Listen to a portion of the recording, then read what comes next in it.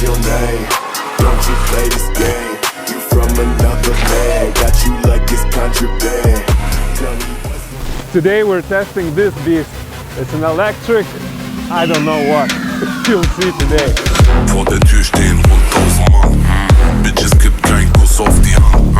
Nur Fotos plus Autogramm. Easy, easy, tamam, tamam. Immer rufen die Kunden mich an. So this is the Lithuanian made Zbike. Massive. The bike leaves just a huge smile on your face once you ride it. Like it or not, this is the future of motocross. This is a prototype. It's not for sale, only 2 have been made, and this is sick. I've tested the charged 1 and 2, which is Zbike essentially, but this is something different.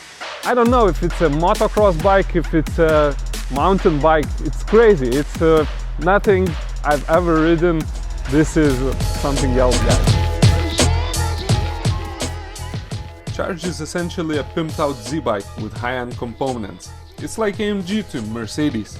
This is for closed circuit only, not street legal, absolutely not. You can't ride it on public roads, in forests, it's too dangerous. This should not be produced, I tell you guys. The bike is not perfect, it has issues as well.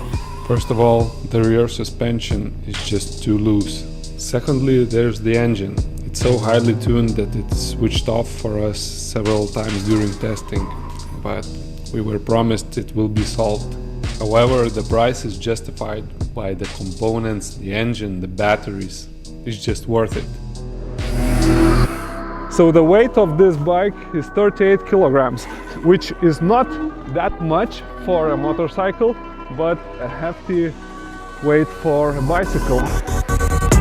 The current gearing allows speeds up to 50 kilometers an hour, but with the changed rear sprocket you can go as fast as 100 kilometers an hour. So the price of this bike starts at 4,500, but this costs around 8,000 with a 2000 Fox Kashima factory racing forks.